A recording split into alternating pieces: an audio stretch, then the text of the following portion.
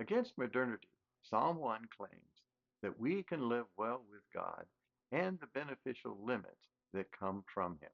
Hello, I'm William Isley, and welcome to Thinking Wisely with Dr. Isley, where we learn to live wisely by thinking wisely.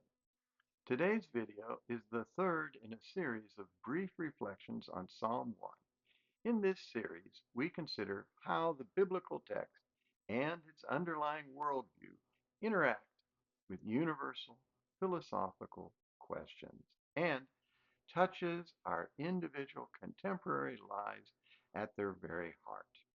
In our last video, we looked at the ideas of the atheistic philosophers Friedrich Nietzsche and Jean-Paul Sartre to explain modernity's answers to four key questions on living well.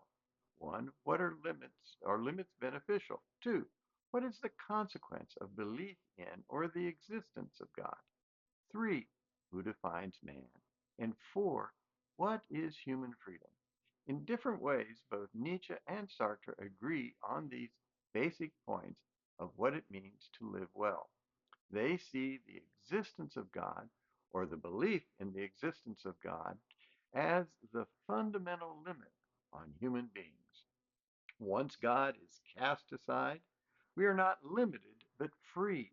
We are like gods, free to be or define ourselves to be what we want to be. As can be well imagined, the contrast with the biblical view in Psalm 1 could not be starker. Let's turn to that contrast. After stating what the blessed person does not do, Psalm 1:2 affirms that the blessed man delights in the law of the Lord and meditates on it day and night. There may be no word that speaks to us more obviously of limits than the word law. It is true that most of us will admit, perhaps grudgingly, that the threat of punishment for breaking laws can keep us from harming one another. Law, in this sense, could be seen as a good, but only in a preventative sense of inhibiting human evil. However, even granting this limited good to law, most of us would say that delighting in it and meditating on it day and night is scarcely the hallmark of the happy or good life. Before proceeding, it is rightly pointed out that Torah, the Hebrew word translated law, means direction or instruction. The biblical meaning of Torah is not as limited as we normally understand the word law, although it does include specific regulations and prohibitions. Torah, or the law, is not merely a list of regulations that one must do or prohibitions against certain actions. Rather, Torah is a comprehensive guide to thinking and acting wisely. While true, this broader understanding of Torah, or the law, will still be viewed by modernity as a negative limitation for three reasons: its source, its form, and its comprehensiveness. All three of these reasons will lead back to the fundamental contradiction between the biblical view of reality, which is theocentric or God centered, and modernity's view, which is man centered or anthropocentric. First, the source of biblical law is the Lord.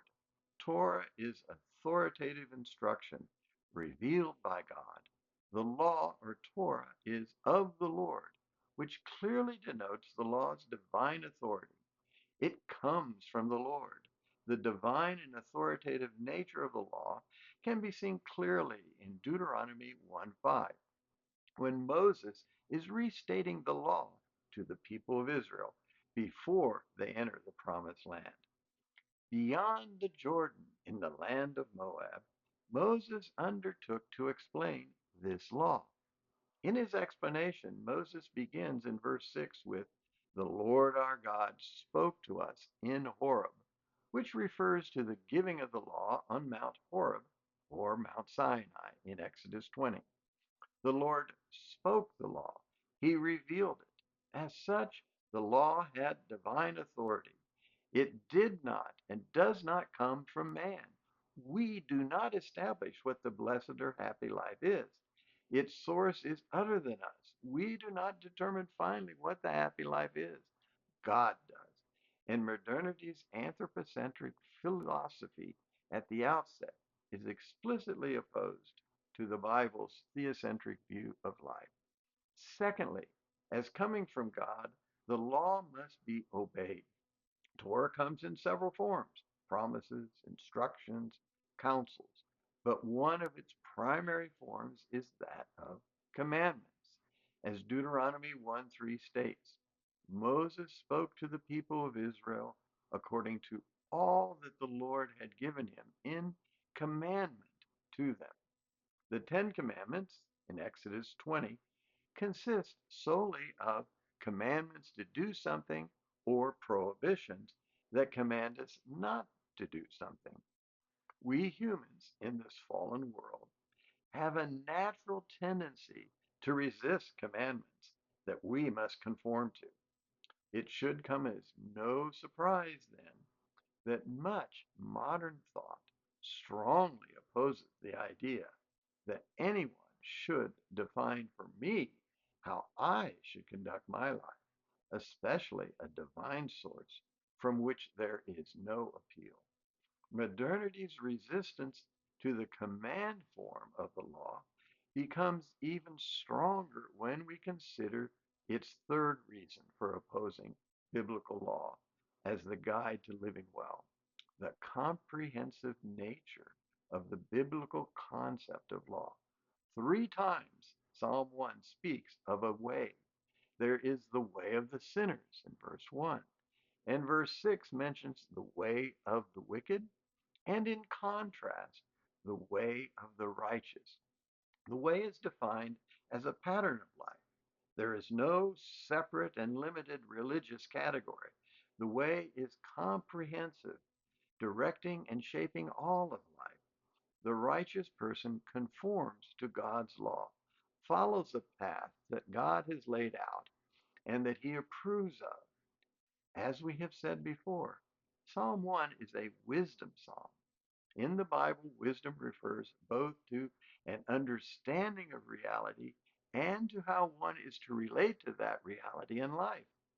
Therefore, a true understanding of reality and actions properly conforming to that reality shape one into a wise person, or in the case of Psalm 2, a wise ruler. For this reason, the wisdom psalms, such as Psalm 1, are addressed to all people, calling them to live wisely. A life of wisdom is characterized by attitudes and actions that make for a blessed or fulfilling human life. Here, then, are the Bible's answers to our four questions of what it means to live well. One, there are beneficial limits, and they come from God. Two, therefore, belief in the existence of God enables humans to live well. Three, God defines what it means to be human. Four, human freedom is to be what we are as created by God. So, in contrast to the human centered or anthropocentric views of Nietzsche and Sartre, Psalm 1 teaches that the good life is God centered or theocentric. It is not to set out on our own without limits, making our own path and even self. Rather, biblically, there is a path already laid out for us, which ultimately is the Lord's path that we follow. However, one is not trapped or frustrated by something that is not our creation. Rather, one gladly enters the path, walks along it, and conforms to it. Freedom, then, is not to be what we want to be. Freedom is to be what we are as created by God. The next video will reflect on the benefits of the good life, according to Psalm 1, and the disastrous consequences of rejecting the biblical view. In the meantime, I would suggest examining your attitude towards law and meditating on Psalm 19, verses 7 to 14, to appreciate the biblical view of the law. I encourage you to leave comments and questions in the section below. Also, if you're interested, please click the like button below and subscribe to get notices of the publication of these videos. Thank you for listening.